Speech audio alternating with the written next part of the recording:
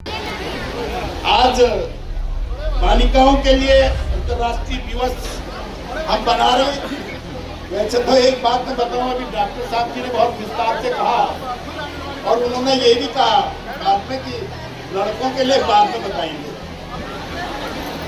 अब लड़कों के लिए तो रोजी साहब ने बाद में बताया, देवता ने तक वैसे किया, भगवान ने तक आपका पक्ष लिया है।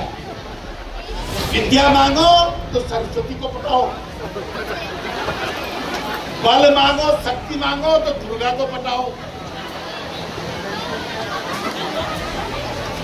यानी दोनों को, महिलाओं को विद्या भी उनसे मांगो, बल भी उनसे मांगो और धन मांगो तो लक्ष्मी को बताओ।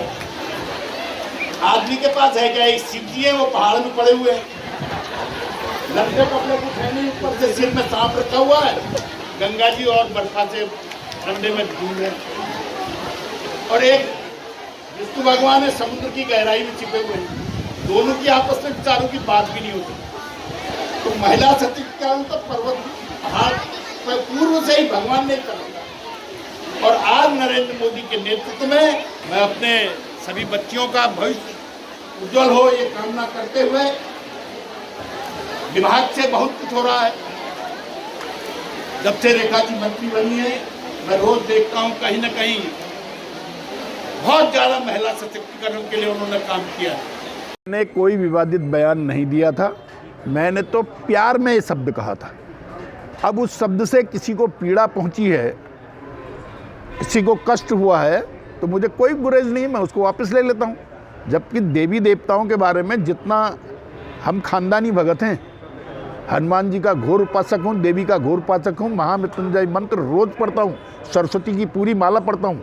तो मतलब ऐसा बोलने का तो कोई मतलब ही नहीं हुआ। हमारे यहाँ पटाना मतलब शब्द होता है खुश करना।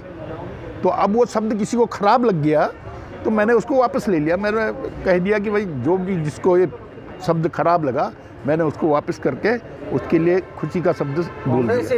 कांग्रेस इस पे उंगली उठा रही है। कांग्रेस प्रेस कॉन्फ्रेंस करने के बाद भी कांग्रेस ने आप पर आरोप लगाया है कि आपने देवी देवताओं का अपमान किया है। अब मैं उनके बारे में क्या कहूँ, जिन्होंने तो कह दिया राम का कोई वजूद ही नहीं है।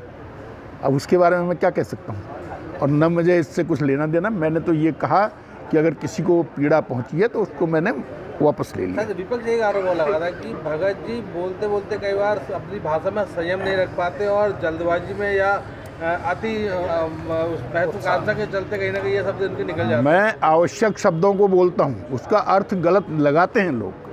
मैंने कभी गलत शब्द नहीं कहा। मैंने जब भी बोला नाप तोल के बोला, लेकिन उसका अर्थ गलत लगाया। आज की तारीख में मैं ये कह सकता हूँ जो कल घटना हुई है, बहुत स्पष्ट मैं कहना चाहता हूँ कि किसी को अगर उससे कष्ट हुआ तो उसको हम वापस ले रहे हैं।